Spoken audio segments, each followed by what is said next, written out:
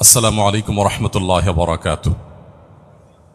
আলহামদুলিল্লাহ রাব্বিল আলামিন ওয়াসসালাতু ওয়াসসালামু আলা আশরাফিল আমবিয়া ওয়াল মুরসালিন নবিয়িনা মুহাম্মদ ওয়া আলা আলিহি ওয়া আসহাবিহি আজমাইন, আম্মা বাদ। সকল প্রশংসা সেই মহান আল্লাহ তাআলার, যিনি আমাকে এখানে আজকে দাঁড়িয়ে আপনাদের সামনে সর্বকালের সর্বশ্রেষ্ঠ মহামানব, মানবতার মুক্তির দূত মুহাম্মদ সাল্লাল্লাহু আলাইহি ওয়াসাল্লামকে নিয়ে কিছু কথা উপস্থাপন করবার তৌফিক দিয়েছেন। শুকরিয়া জানাই সেই মহান মালিকের, সেই মহান রবের, এবং সেই সাথে বিশেষভাবে কৃতজ্ঞতা জ্ঞাপন করছি ঢাকা বিশ্ববিদ্যালয় সিরাত মাহফিল 2024 বাস্তবায়ন কমিটির প্রতি, যারা আমাকে এখানে দাঁড়াবার সুযোগ করে দিয়েছেন। বিশেষভাবে অন্তঃস্থল থেকে কৃতজ্ঞতা জানাচ্ছি ঢাকা বিশ্ববিদ্যালয় কর্তৃপক্ষকে এই চমৎকার আয়োজনটি করবার অনুমতি প্রদান করবার জন্য এবং সার্বিক সর্বাত্মক সহযোগিতা করবার জন্য। সময় যেহেতু কম, আমি কোনো ভূমিকা ছাড়াই আমার মূল বক্তব্যে প্রবেশ করতে চাই।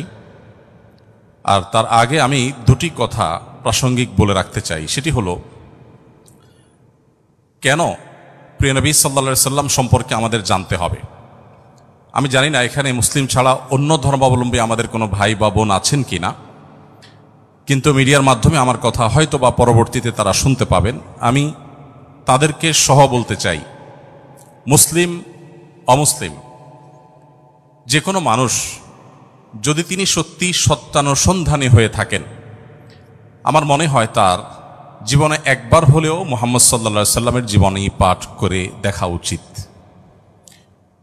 কারণ একজন মানুষ দুনিয়ার আলো দেখার আগেই বাবাকে হারিয়েছেন, পৃথিবীর আলো দেখার পরপরই মাকে হারিয়েছেন। বাবা এবং মা দুজনকে মানুষ যখন একেবারে শৈশবের শুরুতে হারিয়ে ফেলেন, ঠিক এরকম পরিস্থিতিতে একটা শিশুর জীবনের সামনের দিনগুলো কত কঠিন হয় সেটা বলার অপেক্ষা রাখে না। প্রিয় নবী সাল্লাল্লাহু আলাইহি সাল্লামের জীবনে দুঃখ এবং কষ্ট এখানে শেষ হয়নি, বরং শুরু হয়েছে। কৈশোরে যেতে না যেতেই তার সবচেয়ে বড় অবলম্বন, তার সবচেয়ে বড় আশ্রয়দাতা দাদা আব্দুল মুত্তালিবের ছায়াও তিনি হারিয়েছেন। এবং তিনি সামান্য একটু যখন সমাজে মাথা উঁচু করে দাঁড়াচ্ছিলেন, ততক্ষণে তার বহু চ্যালেঞ্জ সামনে চলে এসেছে। আর ঠিক সেই সময়টাতে তাকে ঘর থেকে যিনি সর্বাত্মক সহযোগিতা করছেন, ভেতর থেকে যিনি তাকে অনুপ্রেরণা দিচ্ছিলেন, তার সেই সহধর্মিনী খাদিজা রাদিয়াল্লাহু তাআলা আনহা, আর বাহির থেকে যিনি তাকে আশ্রয় দিচ্ছিলেন, সহযোগিতা করছিলেন, তার একমাত্র অবলম্বন ছিলেন, পায়ের তলের মাটি ছিলেন সেই চাচা আবু তালেব। ঠিক একই সময় আল্লাহ রাব্বুল আলামিন এই দুটি ছায়াকেও তার মাথার উপর থেকে সরিয়ে নিলেন। এরপর শুরু হলো মক্কার চিরচেনা মানুষগুলোর অচেনা আচরণ। তাদের সেই দুঃসহ নির্যাতন, জুলুম, এই সবগুলোকে পাশ কাটিয়ে তিনি আপন মিশনকে বাস্তবায়নের লক্ষ্যে এগিয়ে যেতে লাগলেন। যখন মক্কাতে আর থাকতে পারছিলেন না, আল্লাহর নির্দেশে হিজরত করলেন মদিনায় গিয়ে। সেখানে একটু শান্তিতে বসবাস করবেন সেই সুযোগটাও তাকে দেয়া হয়নি। তাকে সেখানে চাপিয়ে দেওয়া হয়েছে বদর, উহুদ, খন্দক, একের পর এক যুদ্ধ, বিগ্রহ, আগ্রাসন, জুলুম, নিষ্পেষণ। একটি একটি করে বাধা পেরিয়ে তিনি মাত্র মদিনায় হিজরতের পর 10 বছরের মধ্যে গোটা পৃথিবীর মোড় পরিবর্তন করে তার মিশনকে সাকসেসের সর্বোচ্চ শিখরে পৌঁছে তারপর দুনিয়া থেকে চলে গেলেন। একজন মানুষ যার পৃথিবীর আলো দেখার আগে থেকেই বিপদ মাথার উপর ছিল, পৃথিবীতে আসার পর পদে পদে একটার পর একটা পায়ের তলের মাটিগুলো সরে যেতে লাগলো। মৃত্যুর আগ মুহূর্ত পর্যন্ত যার বিরুদ্ধে এত ষড়যন্ত্র, এত বাধা, এত বিপত্তি, এত সংকট, এত কিছুর পরও মাত্র 10 বছরে গোটা পৃথিবীর মোড়কে পরিবর্তন করে পৃথিবীর নতুন ইতিহাস রচনা করে যে মহানায়ক চলে গেলেন, যে মহামানব চলে গেলেন, আপনি অন্য ধর্মাবলম্বী মানুষ হলেও আপনি সত্যানুসন্ধানের দৃষ্টির কারণে শুধুমাত্র এই লোকটি সম্পর্কে আপনার জানা প্রয়োজন। যে মানুষটির সামগ্রিক জীবনে একটি জায়গা পাওয়া যায় না যে জায়গাটি দেখে বলা যায় যে এখানে তিনি একটি ভুল সিদ্ধান্ত গ্রহণ করে সরি বলতে বাধ্য হয়েছেন। আপনাদের কারো জানা আছে? তার জীবনী যারাই লিখেছেন তাদের কেউ কিন্তু এরকম কোনো জায়গা বের করতে পারেননি যে 63 বছরের জীবনে 63 সেকেন্ডের জন্য এমন কোনো সিদ্ধান্ত গ্রহণ করেছেন যার জন্য তাকে প্রায়শ্চিত্ত করতে হয়েছে। কে সে মানুষ, কি ছিল তার জীবনীতে, কিভাবে সম্ভব? আমরা তো আমাদের জীবনকে পরিবর্তন করবার জন্য, আমাদের ফ্যামিলির অর্থনৈতিক অবস্থাকে শুধুমাত্র পরিবর্তন করবার জন্য 30-40 বছরের কেরিয়ার অনেক সময় যথেষ্ট হয় না। সেখানে একজন মানুষ একটি পরিবার নয়, একটি দেশ নয়, একটি পৃথিবীর পরিপূর্ণ মোড়কে পরিবর্তন করে পৃথিবীর পুরো যে টার্নিং পয়েন্ট, সেই টার্নিং পয়েন্ট সৃষ্টি করে জাহান্নামমুখী পৃথিবীকে জান্নাতমুখিতার দিকে যিনি নিয়ে এসেছেন মাত্র 10 বছরের প্রচেষ্টায়, শত সহস্র বাধা সত্ত্বেও সে মানুষটিকে, সে সফল মানুষটিকে এত বাধার পাহাড় ডিঙ্গে কিভাবে তিনি সাফল্যের চূড়ান্ত শিখরে পৌঁছেছেন, তাকে জানা বোধ হয় আমাদের বিবেকের দাবি, তাকে জানা বোধ হয় আমাদের নিজেদের প্রয়োজনে, আমাদের সাফল্যের প্রয়োজনে। আল্লাহ তাআলা আমাদের সবাইকে তাকে বারবার তার জীবনীকে পুনর্পাঠ করার তৌফিক দান করুন। দ্বিতীয়ত যে কথাটি আমি বলতে চাই তা হলো, আপনারা অনেকে হয়তো শুনে থাকবেন, ইসলামী বিশ্ববিদ্যালয় কুষ্টিয়ার সাবেক এক সময়ের প্রফেসর ছিলেন, রোড অ্যাক্সিডেন্টে মারা গেছেন, ডক্টর খন্দকার আব্দুল্লাহ জাহাঙ্গীর রহমতুল্লাহি আলাইহি অত্যন্ত চমৎকার একটি উপমা দিয়েছিলেন। স্যার বলেছেন যে মোবাইল ফোন যেরকম দুই রকম, একটাকে আমরা সহজে বোঝার জন্য বাটন ফোন বলি, আরেকটা হলো স্মার্টফোন। স্যার বলেছেন যত প্রাণী আল্লাহ তাআলা সৃষ্টি করেছেন, এসব প্রাণী, মানুষ সহ অন্য সমস্ত প্রাণীকে দুই ভাগে ভাগ করা হয়েছে। মানুষ ছাড়া যত প্রাণী আছে তারা সবাই হলেন বাটন ফোনের মতো। বাটন ফোনে যে ক্যালকুলেটর দেওয়া আছে ওইটাই ফিক্সড, সেখানে অন্য কোনো ক্যালকুলেটর আপনি চাইলেও ঢোকাতে পারবেন না। সেখানে যে প্রোগ্রাম দেওয়া হয়েছে, নতুন কোনো প্রোগ্রাম সেখানে ইনস্টল করার কোনো সুযোগ নেই। কিন্তু একটা স্মার্টফোনে আপনাকে শুধুমাত্র বেসিক বিষয়গুলো দেওয়া থাকে। আপনি কোন ক্যালকুলেটরটা নামাবেন সেটা প্লে স্টোরে, অ্যাপ স্টোরে গিয়ে আপনি চয়েস করতে পারেন। আপনি সেখানে কোন ব্রাউজারটা নামাবেন সেটাও আপনি চয়েস করতে পারেন। আপনি সেখানে কোন অ্যাপটা নামাবেন সেটা আপনি চয়েস করতে পারেন। আল্লাহ তাআলা মানুষকে সৃষ্টি করেছেন অনেকটা এই স্মার্টফোনের মতো করে, অর্থাৎ মানুষের ভেতরে তিনি কোনটা ইনস্টল করবেন, ভালো কিছু ইনস্টল করবেন, খারাপ কিছু ইনস্টল করবেন, এই ব্যাপারে আল্লাহ রাব্বুল আলামিন মানুষকে স্বাধীনতা দিয়ে রেখেছেন। আর মানুষ যেহেতু কাউকে না কাউকে অনুসরণ করে এবং তার ভেতরে যদি কিছু না কিছু ইনস্টল করতেই হয়, এই প্রয়োজনে একজন মানুষ মুহাম্মদ সাল্লাল্লাহু আলাইহি সাল্লামকে পাঠ করা, তাকে জানা তার জীবনে গুরুত্বপূর্ণ। কারণ তিনি তার আল্লাহর দেওয়া ব্রেইনে, মেধায়, তার ভেতরে তিনি মুহাম্মদ সাল্লাল্লাহু আলাইহি সাল্লামের আদর্শকে ইনস্টল করবেন কিনা এই সিদ্ধান্তটা নেওয়ার জন্য তাকে জানা প্রয়োজন। সম্মানিত উপস্থিতি, সেই প্রিয় নবী সাল্লাল্লাহু আলাইহি সাল্লামকে জানার জন্য আমি আপনাদেরকে বিনীতভাবে অনুরোধ করতে চাই, গোটা পৃথিবীতে যত মানুষ এখন ইসলামে এসেছেন, কিয়ামত পর্যন্ত হয়তো যত মানুষ ইসলামে আসবেন, তাদের সবার উপর অ্যানালাইসিস করলে তারা কি কারণে ইসলামে এসেছেন, অন্তত বিগত দিনে যারা ইসলামে এসেছেন তাদেরটা যদি অ্যানালাইসিস করা হয় তাহলে দেখা যাবে, আমি অন্তত আমার অভিজ্ঞতার আলোকে বলতে পারি, যত মানুষ ইসলাম গ্রহণ করেছেন, ইসলামে এসেছেন, আমি প্রত্যেককে নতুন মুসলিম হয়েছেন তাদেরকে জিজ্ঞাসা করার চেষ্টা করেছি কোন কারণে আপনি ইসলামে এসেছেন। কারণ আমরা মুসলমানরা তো আমাদের আচার আচরণ, আমাদের কাজ কারবার দিয়ে আপনাদেরকে অভিভূত করে ইসলামের সৌন্দর্য আমাদের কর্মকাণ্ডের মাধ্যমে ফুটিয়ে তুলেছি, এমনটি ঘটার কথা নয়। তাহলে কি কারণে আপনি ইসলামে এসেছেন? যত মানুষ ইসলামে এসেছে তার মধ্যে উল্লেখযোগ্য সংখ্যক ইসলামে এসেছেন কোরআন পাঠ করে, আর অবশিষ্ট যারা ইসলামে এসেছেন তাদের বড় অংশ ইসলামে এসেছেন প্রিয় নবী সাল্লাল্লাহু আলাইহি ওয়াসাল্লামের সিরাত পাঠ করে। বিধায় আমি আপনাদের সবাইকে উদাত্ত আহ্বান রাখতে চাই যে আপনার জীবনে একবার নয়, বারবার করে প্রিয় নবী সাল্লাল্লাহু আলাইহি ওয়াসাল্লামকে জানুন, তার জীবনের শুরু থেকে শেষ পর্যন্ত নির্মোহভাবে পড়ুন। আমি নিশ্চিত করে বলতে পারি যে এটি আপনাকে প্রশান্তির চরম শেখরে পৌঁছে দিবে, আপনার ঈমানের মিটারকে অনেক বেশি উপরে তুলে দিবে। আল্লাহ তাআলা আমাদের সবাইকে সেই তৌফিক দান করুন। সম্মানিত উপস্থিতি, প্রিয় নবী সাল্লাল্লাহু আলাইহি সাল্লামের জীবনের বিভিন্ন দিক নিয়ে আপনারা আলোচনা শুনেছেন। আমি খুব সংক্ষেপে প্রিয় নবী সাল্লাল্লাহু আলাইহি সাল্লাম কিভাবে দুর্বলদের আশ্রয় কেন্দ্র ছিলেন সে বিষয়ে কিছু কথা আরজ করতে চাই। প্রিয় নবী সাল্লাল্লাহু আলাইহি সাল্লাম সবসময় দুর্বলদেরকে আগলে রাখার চেষ্টা করতেন, দুর্বলদের পক্ষে কথা বলতেন।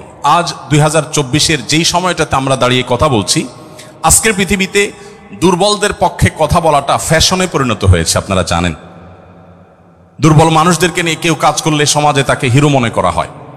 আজকের সমাজে দুর্বলদের নিয়ে কাজ করলে তাদেরকে নিয়ে মানুষ অনেক গর্ব করে। এটা গর্বের একটা ব্যাপার যে কেউ দুর্বলদেরকে নিয়ে কাজ করছে। আমরা সুন্নাহ ফাউন্ডেশন থেকে অসহায় দুস্থদের জন্য কাজ করছি। আপনারা অনেকে আমাদেরকে সেজন্য মোবারকবাদ জানাচ্ছেন, শুভেচ্ছা জানাচ্ছেন, আমাদেরকে প্রেরণা দিচ্ছেন, ধন্যবাদ আপনাদের প্রতি।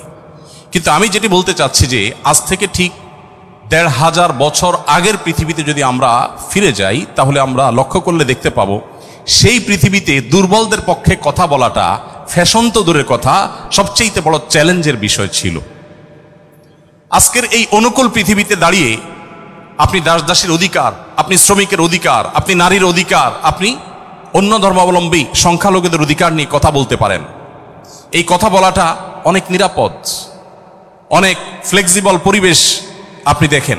কিন্তু মুহাম্মদ সাল্লাল্লাহু আলাইহি সাল্লাম যখন দুর্বলদের পক্ষে কথা বলেছেন, তখন পৃথিবীতে দুর্বলদের পক্ষে কথা বলাটা সহজ কাজ ছিল না, এটা লাইফ রিস্কের ব্যাপার ছিল, কিন্তু সে কাজটা তিনি করেছেন।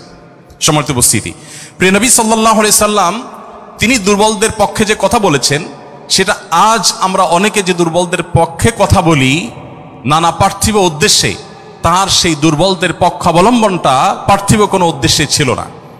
আমরা অনেকে আজ দুর্বলদের পক্ষে কথা বলি কোনো সংস্থার কোনো প্রজেক্ট পাওয়ার জন্য। আমরা অনেকে দুর্বলদের পক্ষে কথা বলি কোনো প্রজেক্ট পেয়েছি সেই টাকা হালাল করবার জন্য। আমরা অনেকে দুর্বলদের পক্ষে কথা বলি সোশ্যাল মিডিয়াতে প্রচুর লাইক কমেন্ট পাওয়া যাবে সেজন্য। আমরা অনেকে দুর্বলদের পক্ষে কথা বলি এর পেছনে আমাদের পার্থিব কোনো স্বার্থ আছে সেই কারণে। মুহাম্মদ সাল্লাল্লাহু আলাইহি সাল্লাম সেই ব্যক্তি ছিলেন যিনি দুর্বলদের পক্ষে কথা বলেছেন প্রচন্ড প্রতিকূল পরিবেশে। তার সেই কথার বিপরীতে তাকে থ্যাঙ্কস বলার মতো পৃথিবীতে কোনো মানুষ ছিল না তখন।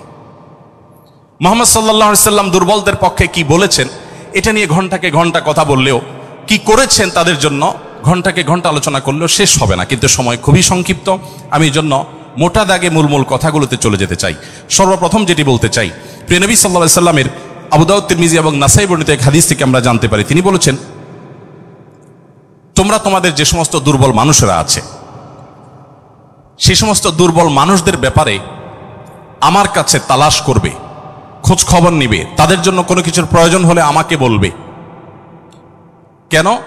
কারণ তোমরা জানো যে তোমাদের আল্লাহ তাআলার তরফ থেকে যে রিজিক প্রাপ্ত হও, ফাইন্নামা তুরজাকুন ওয়া তুনসারুনা বিদুআফাইকুম, তোমাদের যারা দুর্বল আছেন সে দুর্বল এবং অসহায় মানুষগুলোর উসিলায়, তাদের কারণে আল্লাহ তাআলা তোমাদেরকে যুদ্ধ বিগ্রহে শত্রুর বিপক্ষে জয় দিয়ে থাকেন, সেগুলো তাদের কারণে দেন।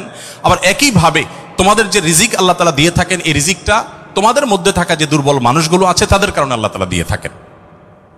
সম্মানিত উপস্থিতি, এই হাদিসের মাধ্যমে নবী সাল্লাল্লাহু আলাইহি সাল্লাম বোঝাতে চেয়েছেন তার আশেপাশে দুর্বল মানুষেরাই বেশি থাকে।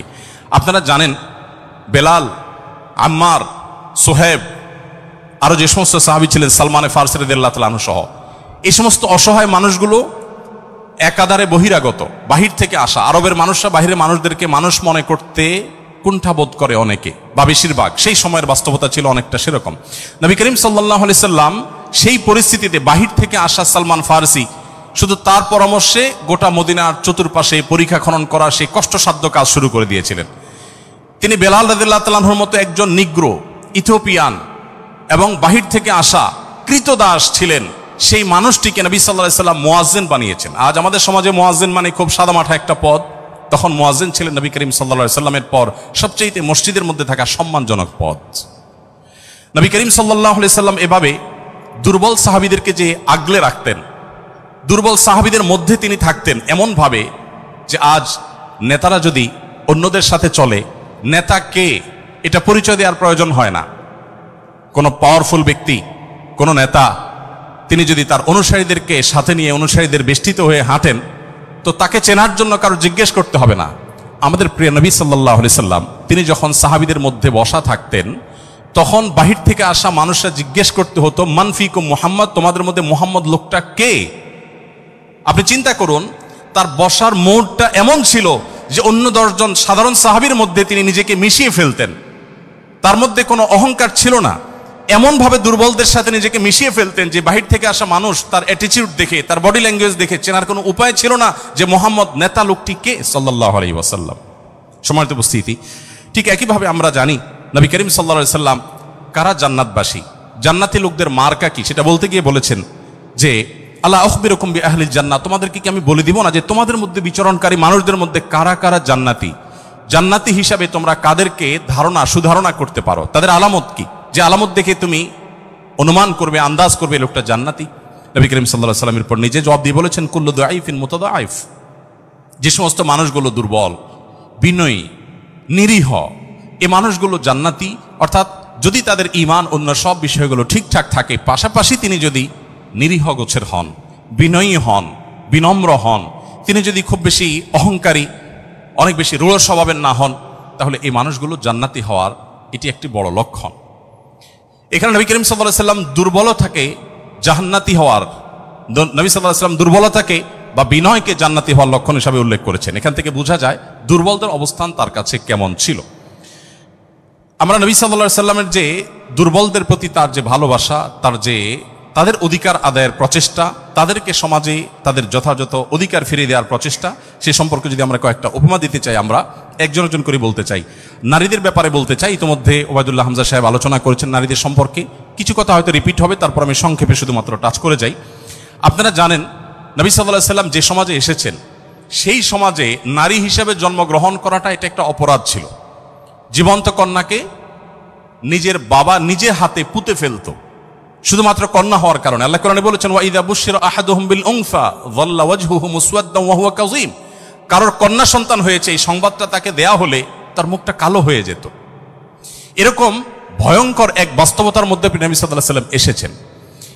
আমি আবারও বলছি, আজকের সমাজে নারী অধিকার নিয়ে কথা বলা এটা অনেক সহজ। নারী অধিকার নিয়ে কথা বলা মানুষগুলোর জন্মেরও বহু বছর আগে নবী সাল্লাল্লাহু আলাইহি ওয়াসাল্লাম শুধু নারী অধিকার নিয়ে কথা বলেন নাই, জীবন্ত কবরস্থ করা হতো যেখানে কন্যা সন্তানকে, সেই জায়গা থেকে তুলে নারীকে সবচেয়ে সম্মানের সর্বোচ্চ আসনে বসিয়ে তারপর তিনি দুনিয়া থেকে গেছেন। নবী সাল্লাল্লাহু আলাইহি ওয়াসাল্লাম নারীদের জন্য কি করেছেন? কোরআনে আল্লাহ তাআলা বলেছেন, ওয়াশিরুহুন্না বিল মারুফ। হে পুরুষেরা, তোমরা তোমাদের স্ত্রীদের সাথে যথাযথভাবে সুন্দরতম উপায়ে তাদের সাথে বসবাস করো, তোমাদের জীবনাতিপাত করো, সংসার করো ভালোভাবে, খারাপভাবে তাদের সাথে তোমরা সংসার করবে না, সতর্ক করেছেন। কোরআনে কারিমে একটি সূরা আছে, আপনারা জানেন, সূরার নাম হলো সূরাতুন নিসা, অর্থাৎ নারীগণের সূরা। কোরআনে কিন্তু পুরুষগণের সূরা নামে কোনো সূরা নেই, সূরাতুর রিজাল নামে কোনো সূরা নেই, কিন্তু সূরাতুন নিসা নামে সূরা আছে, এবং সেটা ছোটখাটো 2-4-5 আয়াতের সূরা না, কোরআনের সবচেয়ে বড় সূরাগুলোর একটি। এবং কোরআনে শুধুমাত্র নারীদের বিধিবিধান বর্ণনা করবার জন্য সূরা তাহরিম, সূরা তালাক, অনেকগুলো সূরা আল্লাহ তাআলা নাজিল করেছেন স্পেশাল নারীদের বিধিবিধান বর্ণনা করবার জন্য। পুরুষদের জন্য আলাদা কোনো স্পেশাল বিধিবিধান, তাদের অধিকার, তাদের করণীয়, তাদের বিষয়গুলোকে আলোকপাত করবার জন্য কোনো আলাদা স্পেশাল কোনো সূরা নেই। আপনারা জানেন কোরআনে আল্লাহ রাব্বুল আলামিন নারীদের সম্পর্কে যত আলোচনা করেছেন, শুধু সেগুলোই ঘন্টায় ঘন্টা আলোচনা করলে শেষ করা যাবে না। প্রিয় নবী সাল্লাল্লাহু আলাইহি ওয়াসাল্লাম তার, আপনারা জানেন, একাধিক স্ত্রী ছিলেন। একাধিক স্ত্রী থাকলে দাম্পত্য জীবনে টুকটাক মনোমালিন্য হয়, তার ক্ষেত্রেও হয়েছে। তিনি কখনো কোনো নারীর গায়ে আঘাত করেননি, কোনো নারীকে কখনো প্রহার করেননি। তার জীবনে একটি বারের জন্য সে ঘটনা ঘটেনি। আপনারা অনেকে হয়তো শুনে থাকবেন, উহুদের যুদ্ধে প্রিয় নবী সাল্লাল্লাহু আলাইহি ওয়াসাল্লামের তরবারি একজন সাহাবীকে দেয়া হয়েছে। তিনি দূর থেকে লক্ষ্য করলেন একজন নারী খুব বিভৎস একটি দৃশ্যের অবতারণা করেছেন। তার নাম ছিল হিন্দা, আপনারা জানেন। তিনি নবী করিম সাল্লাল্লাহু আলাইহি ওয়াসাল্লামের প্রিয় চাচার লাশ কেটে কলিজা বের করে চাবাচ্ছেন। এরকম নির্মম এবং পাশবিক অত্যন্ত ভয়ঙ্কর একটি চিত্র ওই সাহাবী দেখতে পেয়ে নবী সাল্লাল্লাহু আলাইহি ওয়াসাল্লামের তরবারি তার হাতে, তিনি দৌড়ে দূর থেকে আফসা আফসা দেখছেন, কাছাকাছি গেলেন। কাছাকাছি গিয়ে দেখতে পেলেন, দূর থেকে তিনি বুঝতে পারেন না যে ইনি ভদ্রলোক না ভদ্র মহিলা। খুব কাছে এসে দেখলেন যে তিনি একজন নারী। তিনি তখন বলেছেন পরবর্তীতে যে আমি তরবারিটা তুলেছিলাম যে তার শিরকে আমি তার ধড় থেকে, দেহ থেকে আলাদা করে দিব। কিন্তু তৎক্ষণাৎ আমার মনে হলো এই তরবারিটা তো সেই মানুষটার যে মানুষ কোনোদিন কোনো নারীর গায়ে আঘাত করেন নাই। আমি যত কঠিন দৃশ্যই দেখি না কেন, আমি নবী সাল্লাল্লাহু আলাইহি ওয়াসাল্লামের তরবারি দিয়ে কোনো নারীকে আঘাত করতে পারি না। তিনি সেই অবস্থাতে এরকম ভয়ঙ্কর একটি দৃশ্য দেখার পরও নবী করিম সাল্লাল্লাহু আলাইহি ওয়াসাল্লামের জীবন চরিত্রের মধ্যে তিনি নারীদেরকে যেভাবে সম্মান দিতেন, মর্যাদা দিতেন, শুধুমাত্র সেই বিষয়টিকে স্মরণ করে তরবারিকে খাপে ঢুকিয়ে তিনি সেখান থেকে ফিরে এলেন। প্রিয় নবী সাল্লাল্লাহু আলাইহি ওয়াসাল্লাম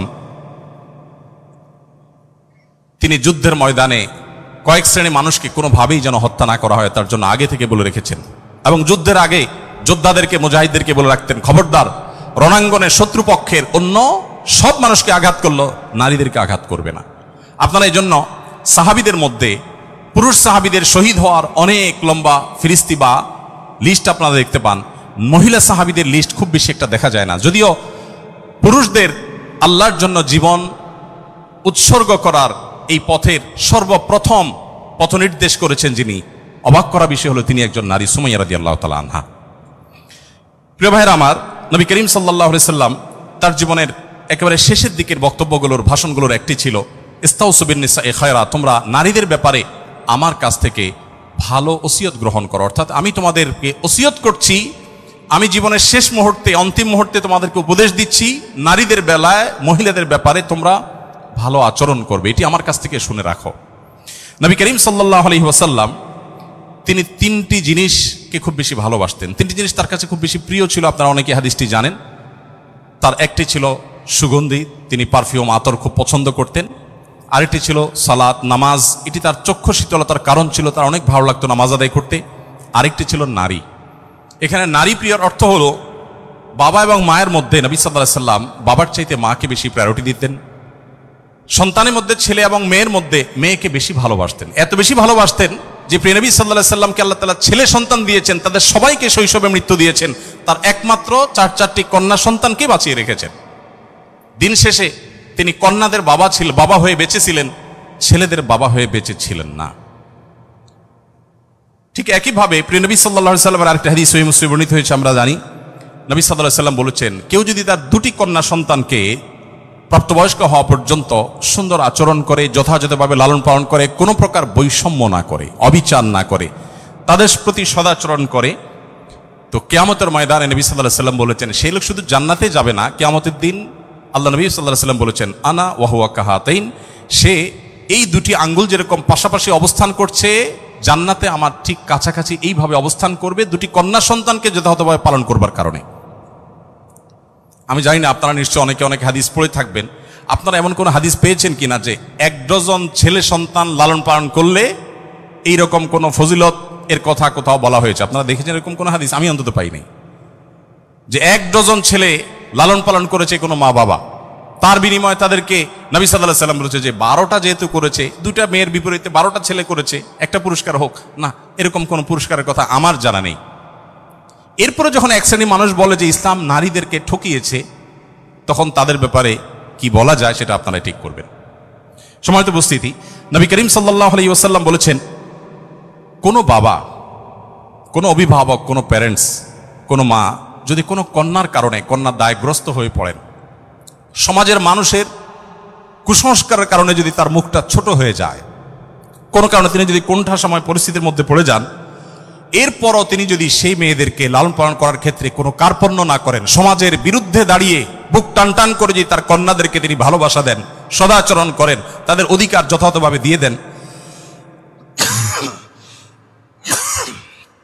দুঃখিত, তাহলে সেক্ষেত্রে নবী সাল্লাল্লাহু আলাইহি ওয়াসাল্লাম বলেছেন এই কন্যাদের প্রতি সদাচরণ করবার কারণে জাহান্নাম থেকে মুক্তির কারণ হবে কিয়ামতের ময়দানে ওই ব্যক্তির জন্য। এটি নবী সাল্লাল্লাহু আলাইহি ওয়াসাল্লামের আরো বহু হাদিস আছে, আমি আর সেদিকে যাব না, শুধুমাত্র একটি হাদিস বলে শেষ করব। সেটা হলো, আপনারা জানেন নবী করিম সাল্লাল্লাহু আলাইহি ওয়াসাল্লামকে জিজ্ঞাসা করা হলো, ইয়া রাসূলুল্লাহ মান আহাক্কুন নাসি বিহুসনি সুহবাতি, আমার সবচেয়ে ভালো আচরণ পাওয়ার অধিকারটা কার? নবীজি সাল্লাল্লাহু আলাইহি ওয়াসাল্লাম বলেছেন উম্মাক, তুমি সবচেয়ে ভালো আচরণ করবে তোমার মায়ের। এরপর জিজ্ঞাসা করা হলো, হে আল্লাহর রাসূল তারপর? আপনারা জানেন হাদিসটি খুবই প্রসিদ্ধ হাদিস, তিনি বলেছেন তারপর তোমার মায়ের। জিজ্ঞাসা করা হলো তারপর, এরপরে বললেন তারপরও তোমার মায়ের। এরপর সাহাবী যখন জিজ্ঞাসা করলেন ইয়া রাসূলুল্লাহ তারপর, এরপর বললেন তোমার বাবার। আপনারা অনেকে শুনেছেন ডক্টর জাকির নায়েক, তিনি এই হাদিস প্রসঙ্গে বলেছেন আল্লাহ নবী সাল্লাল্লাহু আলাইহি ওয়াসাল্লাম গোল্ড মেডেলটাও দিলেন মাকে, তারপর সিলভার মেডেলটাও দিলেন মাকে, ব্রোঞ্জটাও দিলেন মাকে, বাবাকে দিলেন একটা সান্ত্বনা পুরস্কার। এরপরে যদি কেউ বলে যে ইসলাম নারীদেরকে ঠকিয়েছে, যে যুক্তিতে বলে সেটা আপনারাও জানেন, আমিও জানি। বলা হয় বাবার সম্পদে ছেলে যদি 2 টাকা পায়, মেয়ে 1 টাকা পায়, এখানে মেয়ের প্রতি অবিচার করা হয়েছে। আপনারা জানেন এর মতো হাস্যকর একটা দাবি আরেকটি হতে পারে না, কারণ ছেলে বেচারা, এতক্ষণ শুধু মেয়েদের কথা বলছি, আসেন একটু ছেলেদেরকে আমরা দুর্বল হিসাবে দেখি। ছেলে বেচারা প্রাপ্তবয়স্ক হওয়ার পর বাবা মা তার ভরণ পোষণ দিতে বাধ্য নন। যদি বাবা মা বলেন যে তুমি প্রাপ্তবয়স্ক হয়ে গেছো, তোমার চাল ডাল তুমি জোগাড় করো, বাবা মা সেটা বলতে পারেন, সে রাইট তাদের আছে। বিয়ে এখনো বেচারা করে নাই, মাত্র প্রাপ্তবয়স্ক হয়েছে। এরপর প্রাপ্তবয়স্ক হওয়ার পর যখন বিয়ে শাদী চিন্তা করে, বাপ মা এটা বলতেই পারেন যে বাবা তোমার বিয়ে শাদীর টাকা তুমি জোগাড় করো, আমি তোমার বইয়ের গহনা কিনে দিব, মোহর জোগাড় করব, তোমার খরচ খরচা দিব। এটা বাবা মা করতে বাধ্য নন শরীয়তের দৃষ্টিকোণ থেকে, ছেলেরটা ছেলেকেই জোগাড় করতে হবে। আপনাদের অনেকগুলো প্রশ্ন আমার কাছে আসছে, এর মধ্যে সবচেয়ে কমন যে প্রশ্ন বারবার এসেছে সেটা হলো যুবকদের প্রশ্ন, বাবা মা বিয়ে দিতে চায় না, আমরা কি করব? আমি সে প্রশ্ন উত্তরে যেতে পারবো কিনা জানি না, তবে তরুণদের আহাজারে আমাকে খুব কষ্ট দেয়। কারণ আমি খুব বেশি বয়সে বিয়ে করিনি, আমি এখন নানা হয়েছি, আপনারা অনেকে জানেন। আমার এই বয়সে আমি নানা হয়েছি, এটা অনেকে শুনলে আসমান থেকে নাজিল হওয়ার উপক্রম হয় যে কিভাবে সম্ভব। তো আমি বলি, আমি আমার সংসার জীবন গোছানো শেষ, আমি এবং আমার মিসেস সহ বাকি জীবন আরামের সাথে দেশ বিদেশ যদি ঘুরেও বেড়াই, আল্লাহ বিল্লাহ করে বাকি জীবন কাটিয়ে দিই, আমার কোনো টেনশন নাই, কারণ আমার সংসারের সব সেট আপ করা শেষ। সে সমস্ত মানুষদেরকে দেখে আমার করুণা হয়, মায়া হয়, যারা আর্লি ম্যারেজকে দোষণীয় মনে করে তারা অনেক বেশি দেরি করে তথাকথিত নিজের পায়ে দাঁড়ানোর কথা বলে 30-35 পার হওয়ার পর বিবাহ শাদী করেন। এই মানুষগুলো তাদের ছেলে মেয়ে হইতে হইতে, প্রথম তো আবার ছেলে মেয়ে নেওয়া যাবে না, একটা লম্বা সময় এনজয় করতে হবে, 40-এর পর হয়ে যায় ছেলে মেয়ে হতে হতে। এরপর এই ছেলে পড়ালেখা করে গ্রাজুয়েশন করতে করতে 55-60 চুই হয়ে যায়, ততক্ষণে সংসারের ঘানি টানতে থাকে। আল্লাহ না করুন ছেলেটা যদি অমানুষ হয়, এই বেচারা বৃদ্ধ বয়সে আর যাওয়ার কোনো উপায় নাই। আবার সন্তান তো একটা বা দুইটা বেশি নেওয়া যাবে না, তাহলে তার দুঃখের কোনো শেষ আছে? আর আমার সব কিছু কমপ্লিট। এখন ছেলে মেয়ে যদি বেশি বেতাল হয়, বেলাইন হয়, সোজা কানটা মলে দিয়ে দরজা দেখা দিতে কোনো অসুবিধা নাই, কারণ আমার সেকেন্ড থার্ড ফোর্থ অপশন আছে, অনেকগুলো সন্তান আছে। আর দ্বিতীয়ত আমার বয়সে এখনো অনেকখানি বাকি আছে। যাই হোক, আমি সেদিকে যাচ্ছি না। আমি যেটা বলছিলাম সেটা হলো, ছেলেদের এই বেচারাদের যে অসহায়ত্ব, এটার কথা কেউ বলে না। দেখেন, আমিও নারীদের ওয়াজি করে গেলাম, ছেলেদের অসহায়ত্বের কথা একটু বলি। এই বেচারারা যতদিন বাবার সংসারে থাকবে, তোমার ঘানে তুমি টানো, বাবা মা বাধ্য না। মেয়েকে কিন্তু এটা বাবা বা মা বলতে পারেন না। এরপর যখন বিয়ে হবে, বিয়ের সময় ওই যে ছেলেরা চিরকুট নিয়ে আসে, হুজুর একটু বলে দেন আমার আব্বা এখানে আছে। আমি পল্টনে একটা হোটেলের উদ্বোধনী দিনে আমার এক বন্ধু মানুষ সেখানে গেছিলাম, এক ছেলে তার বাবাকে ধরে আমার কাছে নিয়ে আসছে, এসে বলছে, হুজুর আপনার অনেক ওয়াজ শুনছি, আজকে আমার বাপরে হাতের কাছে পাইছি, আমাকে বিয়ে দেন। আমি বহু বলছি, আজকে আপনি হাতে নাতে বলেন। আমি নিজের লজ্জা লাল হয়ে গেলাম যে ছেলে কি বেহায়ার মতো কথা। যাই হোক, তো এই বেচারারা বিয়ে করতে যাবে, বাপ বলে যে কি করো তুমি, বিয়ে করবে মানে টাকা কামাই করো। মেয়েদের বিয়ের সময় কি বাবা মা এটা বলে তুমি কয় টাকা কামাই করছো তোমার বিয়ে দিব? বলার সুযোগই নাই, রাইটই নাই। এরপরে বিয়েটা যখন হয়ে যায়, এই বেচারা এতদিন নিজের পেট পালা লাগতো, এখন বউয়ের পেট পালো, ছেলে মেয়ের পেট পালো, অর্থাৎ তাদের রিজিকের ব্যবস্থা করো, তাদের উপার্জনের দায় দায়িত্ব তার। নিজের বাবা মা যদি বৃদ্ধ হয়ে যান, অসহায় হয়ে যান, তাদের দায়িত্ব তার। বাপের বাড়ি যাওয়ার সময় বাজারটা তার করতে হয়, শ্বশুর বাড়ি যাওয়ার সময় মিষ্টির প্যাকেটটার টাকাও তাকে দিতে হয়। শতভাগ খরচ ছেলের, শতভাগ খরচ কার? ছেলের। আর বাপের সম্পদে পাবে হলো 2 টাকা, 2 আনা, আর মেয়ে পাবে 1 টাকা। তার অন্যের খরচ তো দূরের কথা, নিজের খরচই তার উপরে বর্তায় না। ইসলাম কি তাকে কম দিয়েছে না বেশি দিয়েছে? একজনকে 2 টাকা দিয়ে বাজারে পাঠিয়ে বিরাট বড় ফর্দ দেখাই দিয়েছেন, এতগুলো সব তোমাকে আনতে হবে। আরেকজনকে 1 টাকা দিয়ে বললেন যে তুমি শুধুমাত্র এই টাকা দিয়া যা খুশি তা করতে পারো। তাহলে এই 1 টাকা যাকে দেওয়া হয়েছে তার অধিকার কি কম দেওয়া হয়েছে না বেশি দেওয়া হয়েছে? আল্লাহর সাথে পাল্লা দিলে গোল্লা যাওয়া ছাড়া কোনো উপায় থাকে না। যারা নিজের বিবেক দিয়ে আল্লাহ সুবহানাহু ওয়া তাআলার বিচারকে, বিশ্লেষণকে বিচার করতে চায়, তারা আল্লাহর উপরে ওই যে খোদার উপরে খোদাগিরি বলে যে সে মূর্খতা ছাড়া কিছুই করছে না। আমি শ্রদ্ধা রেখে তাদের প্রতি এটা বলতে বাধ্য হলাম। যাই হোক, আমি যেটা বলছিলাম যে নবী সাল্লাল্লাহু আলাইহি ওয়াসাল্লাম মেয়েদের সম্পর্কে এত কথা বলেছেন। দেখুন যে মা হিসাবে মেয়েদের মর্যাদা এত বেশি। ইমাম মালিক রাহমাতুল্লাহ আলাইহি একটি চমৎকার কথা বলেছেন। তিনি বলেছেন যে আল আম্বিয়াউ আবুল বানাত। আপনারা অবাক হবেন, যত নবী রাসূল পৃথিবীতে এসেছেন বেশিরভাগ নবী রাসূলদেরকে আল্লাহ তাআলা ছেলে সন্তান না দিয়ে মেয়ে সন্তান দিয়েছে। যাই হোক, মেয়েদের ব্যাপারে কথা বেশি হয়ে যাচ্ছে, একপেশে হয়ে যাচ্ছে, আমরা একটু অন্য কোন অপশনে চলে যাই। এরপরে যেটি বলতে চাই তা হলো বিধবা এবং ইয়েতিমদের ব্যাপারে। দেখুন, ইয়েতিম বিধবার ব্যাপারে নবী করিম সাল্লাল্লাহু আলাইহি ওয়াসাল্লাম বলেছেন, বুখারীতে হাদিসটি বর্ণিত হয়েছে, আস-সাইলাল আরমালাতি ওয়াল মাসাকি কাল মুজাহিদি ফি সাবিলিল্লাহ আও কাল্লাযী ইয়াকুমুল লাইলা ওয়া ইয়াসুমুন নাহার। যে ব্যক্তি কোনো বিধবার ব্যয়ভারের দায়িত্ব গ্রহণ করবে, যে ব্যক্তি কোনো ইয়েতিমের লালন পালনের দায়িত্ব গ্রহণ করবে, অভিভাবকত্বের দায়িত্ব গ্রহণ করবে, নবী সাল্লাল্লাহু আলাইহি ওয়াসাল্লাম বলেছেন এই ব্যক্তি আল্লাহর রাস্তায় রণাঙ্গনে জিহাদরত ব্যক্তি আল্লাহর কাছে যে মর্যাদা লাভ করবে, নিজের জায়গায় বসে থেকে অসহায় বিধবার দায়িত্ব, বিধবা ভাতা দিয়ে তার দায়িত্ব গ্রহণ করলে এই ব্যক্তিকে আল্লাহ তাআলা সেই মর্যাদা দান করবেন। আপনি এরকম কোন হাদিস দেখাতে পারবেন না যে একটা লোক বেচারার বউ মরে গেছে, মনমরা থাকে, যদি কোনো ভদ্র মহিলা তার আশ্রয় দেওয়ার জন্য তিনি অনুপযুক্ত হওয়া সত্ত্বেও নিজেকে পেশ করেন, উপস্থাপন করেন আর তার আশ্রয় হয়ে যান, তাহলে নবী সাল্লাল্লাহু আলাইহি ওয়াসাল্লাম বলেছেন তার এই পুরস্কার আছে। নিশ্চয়ই ভালো কাজের সওয়াব আছে, কিন্তু আলাদা পার্টিকুলার কোনো সওয়াবের কথা নবী সাল্লাল্লাহু আলাইহি ওয়াসাল্লাম বলেন নাই। কিন্তু একজন বিধবার ব্যাপারে কিন্তু সেই কথা বলা হয়েছে।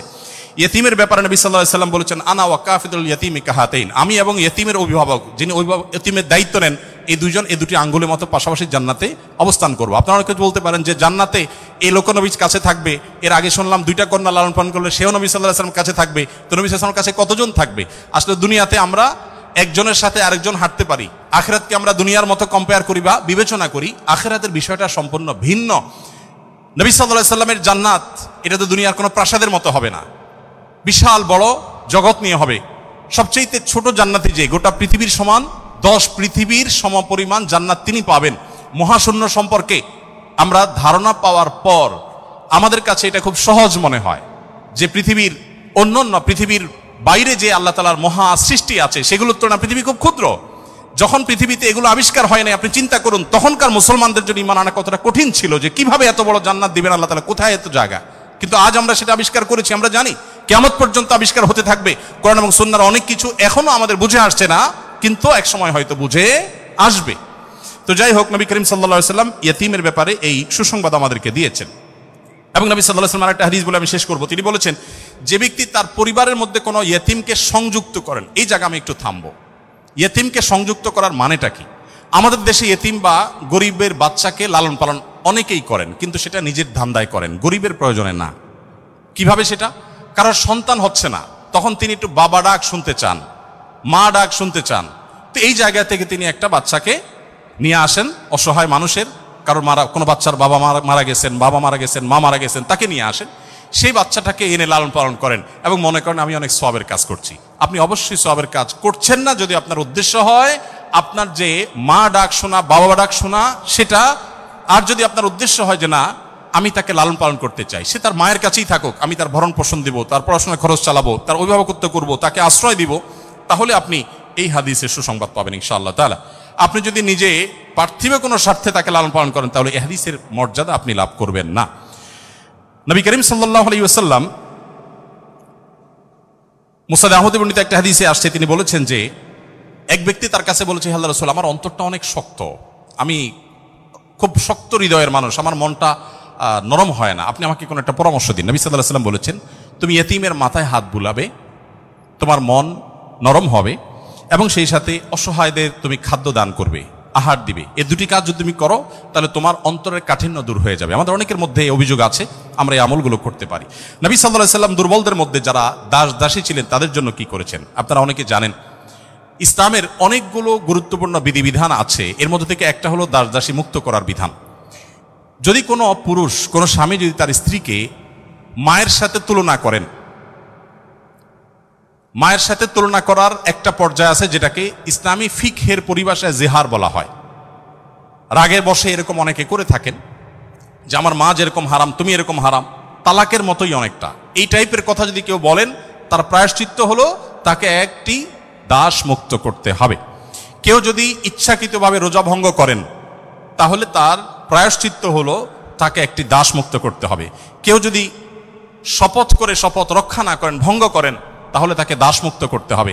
কেউ যদি কোনো মানুষকে হত্যা করেন, ভুলে হত্যা করেন, তার প্রায়শ্চিত্তগুলোর মধ্যে থেকে একটা হলো তাকে দাস মুক্ত করতে হবে।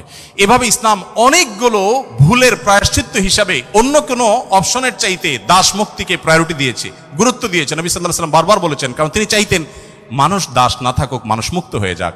নবী সাল্লাল্লাহু আলাইহি ওয়াসাল্লাম আজকের পৃথিবীর মতো ফ্যাক্টরি রেভলিউশনের পর মানুষের মুক্তির জন্য বা দাস প্রথার বিরুদ্ধে তিনি কথা বলেছেন এমন না। আমি আগেই বলেছি, আজ পৃথিবীতে বহু দুর্বলদের পক্ষে কথা বলা মানুষ পাবেন, তার সবগুলোই বেশিরভাগই দেখবেন স্বার্থের কারণে।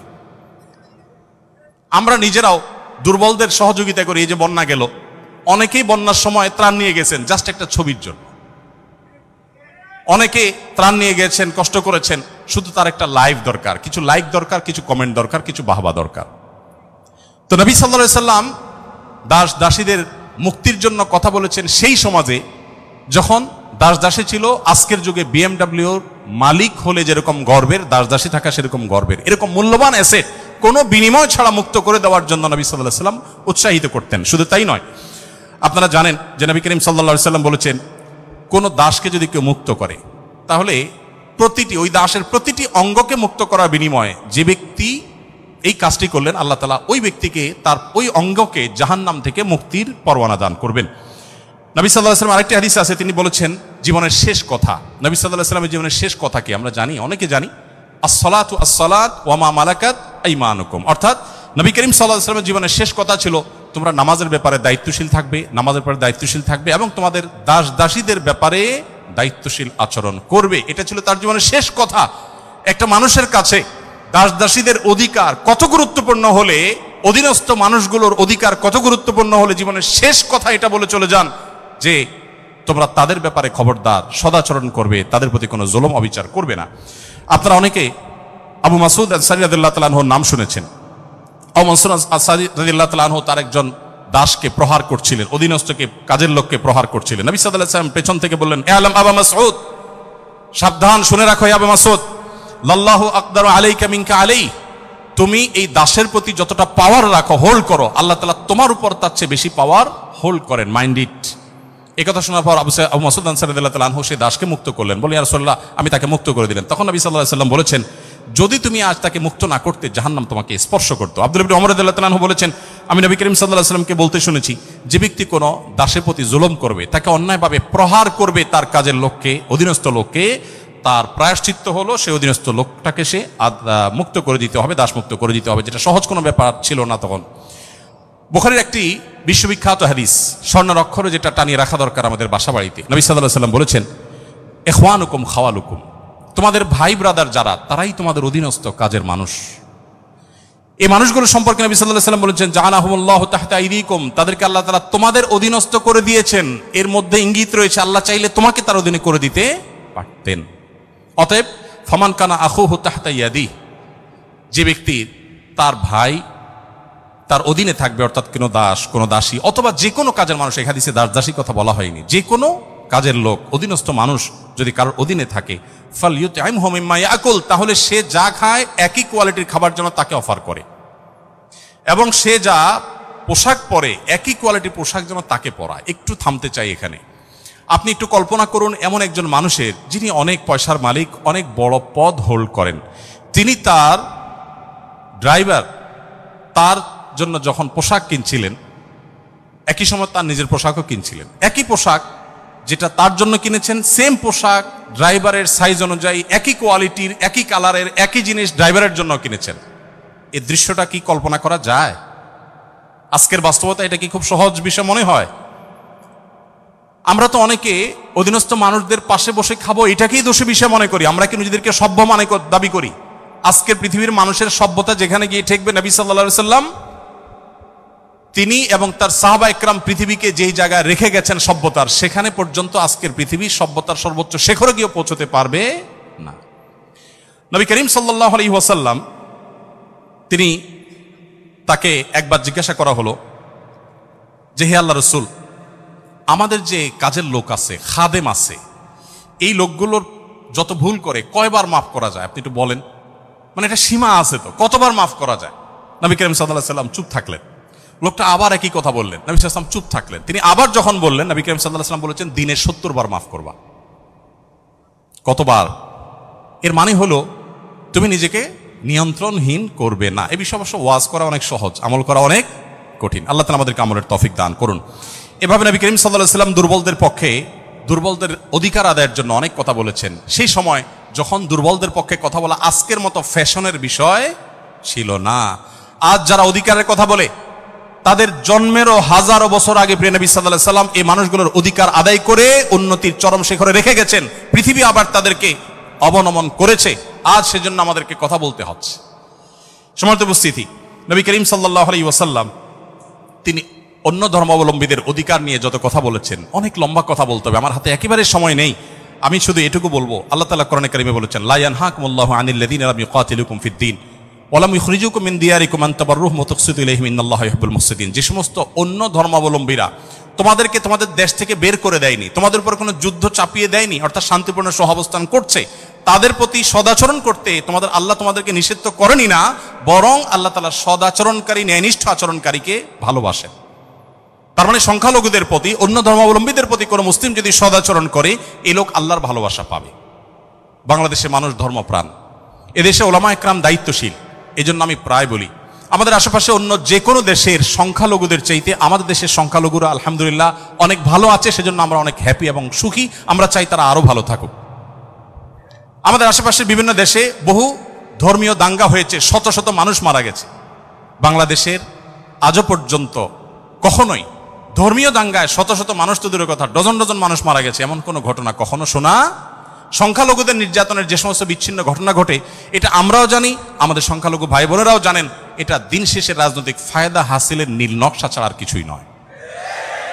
বাংলাদেশের সবচেয়ে বড় ধর্মীয় শিক্ষা প্রতিষ্ঠান হাটহাজারী মাদ্রাসার ঠিক কোল ঘেঁষে একটা মন্দির, আমি সেই মাদ্রাসার ছাত্র।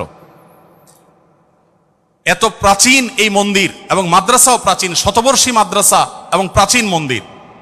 কেউ বলতে পারবে না যে মাদ্রাসার হাজার হাজার ছাত্রের কেউ কোনোদিন একটা ঢিল সেই মন্দিরে নিক্ষেপ করেছেন অথবা মন্দির থেকে পাল্টা এরকম কিছু হয়েছে, কেউ বলতে পারবে না।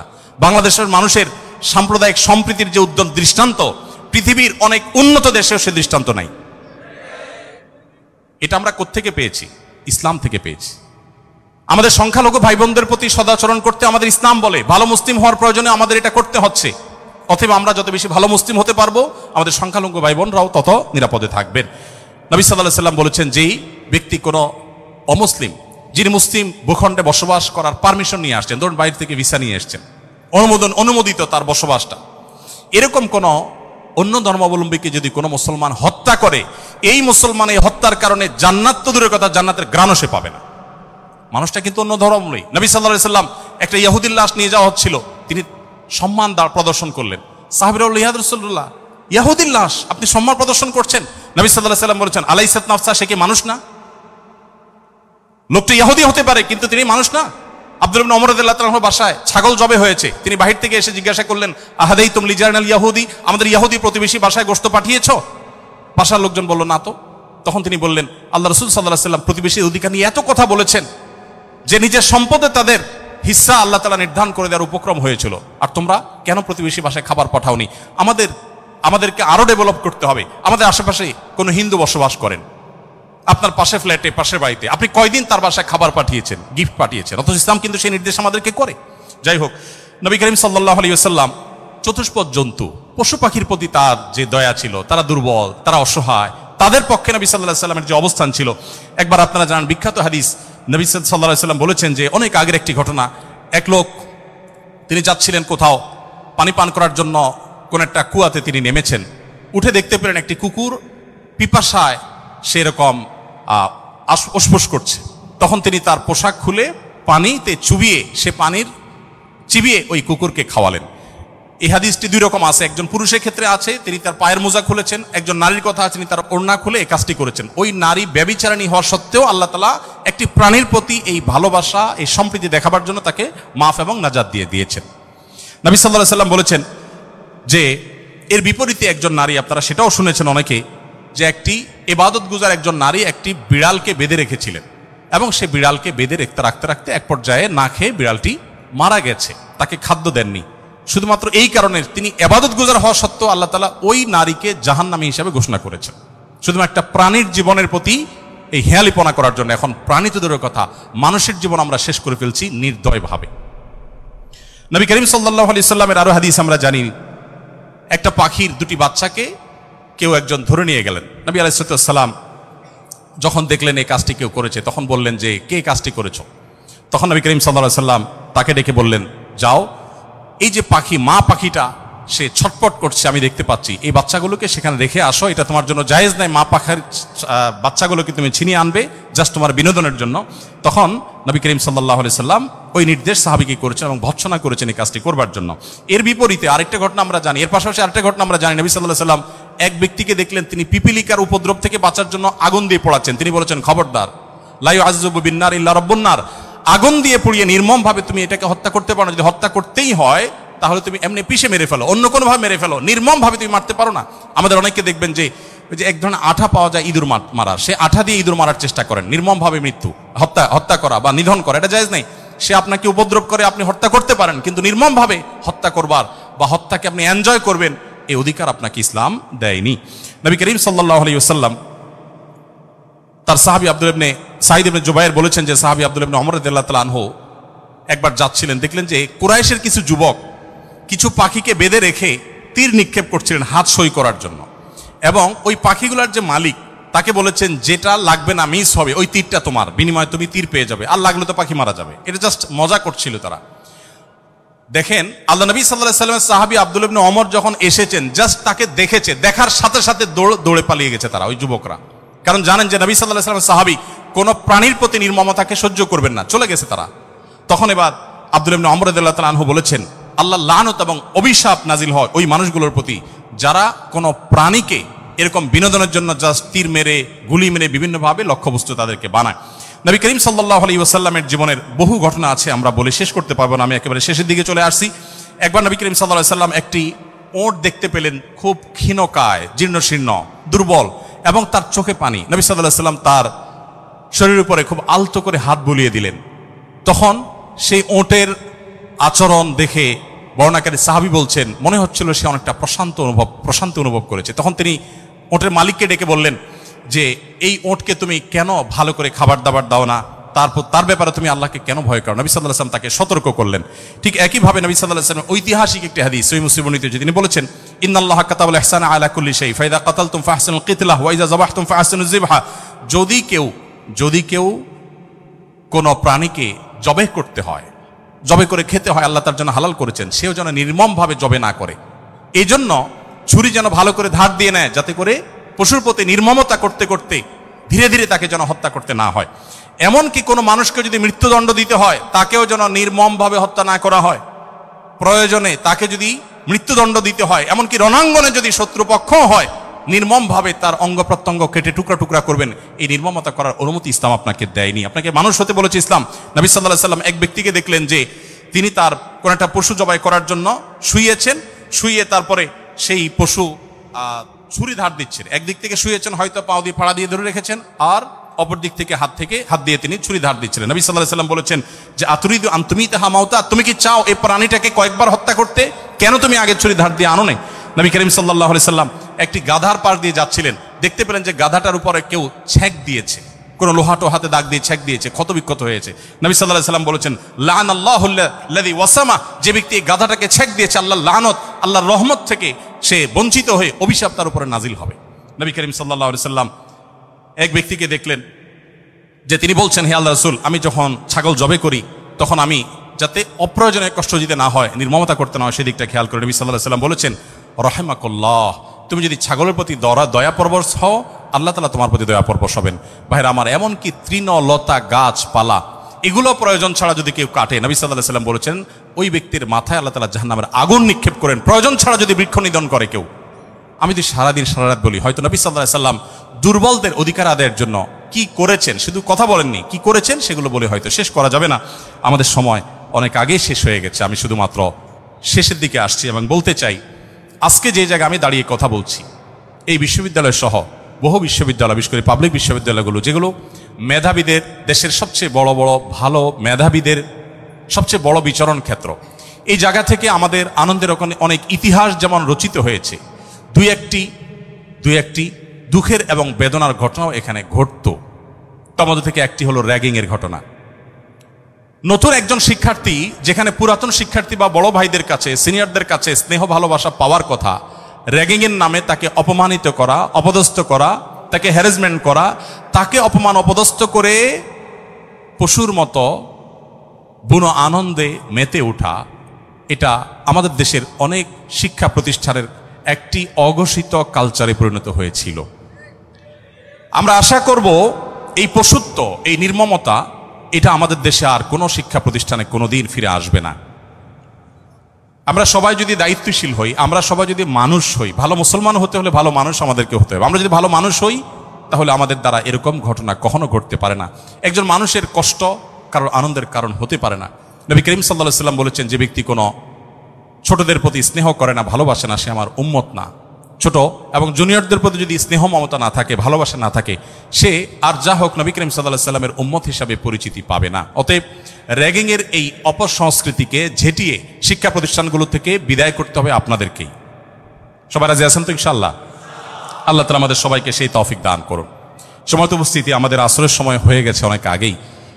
আমি খুব সংক্ষেপে শেষ করলাম। আপনাদের প্রশ্ন, অনেকগুলো প্রশ্ন আমার কাছে আছে, কিন্তু প্রশ্ন আমি এখনো টাচই করতে পারলাম না, তো সেজন্য আমি ক্ষমা চেয়ে নিচ্ছি।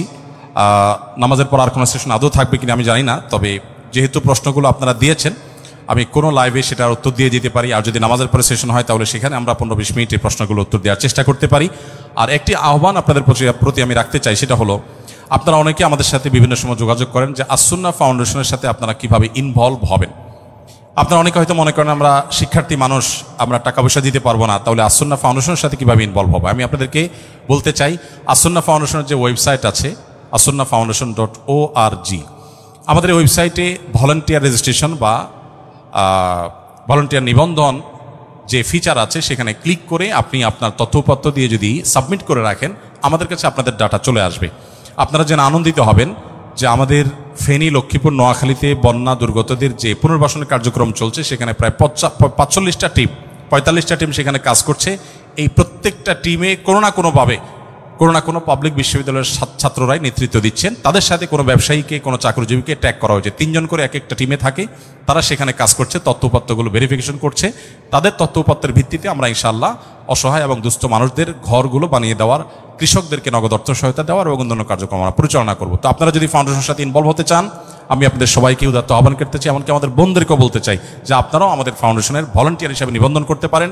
আমাদের যখন প্রয়োজন হবে, আমরা কোনো সময় আমাদের নিবন্ধিত ভলান্টিয়ারদেরকে প্রায়োরিটি দিয়ে বিভিন্ন কাজের ক্ষেত্রে আমরা তাদেরকে ইনভলভ করে থাকি। আমরা আশা করি যে আমাদের কল্যাণমূলক কাজে আপনারাও সাথী হবেন, সঙ্গী হবেন। আজকের এই আয়োজন, এত সুন্দর একটি আয়োজন করবার জন্য কর্তৃপক্ষকে আমি ধন্যবাদ জানাই, এবং বিশেষভাবে ধন্যবাদ জানাই আমাকে এখানে এসে কিছু কথা বলবার সুযোগ দেওয়ার জন্য। আমার কথার মধ্যে যদি সঠিক কিছু বলে থাকি আল্লাহর তরফ থেকে, ভুল কিছু বলে থাকলে সেটি আমার তরফ থেকে, শয়তানের তরফ থেকে। আল্লাহ তাআলা আমাদের সবাইকে নবী করিম সাল্লাল্লাহু আলাইহি ওয়াসাল্লামের রঙে রঙিন হওয়ার তৌফিক দান করুন, তার আদর্শবান হওয়ার তৌফিক দান করুন। জাযাকুমুল্লাহ খাইরা। আসসালামু আলাইকুম ওয়া রাহমাতুল্লাহি ওয়া বারাকাতুহু।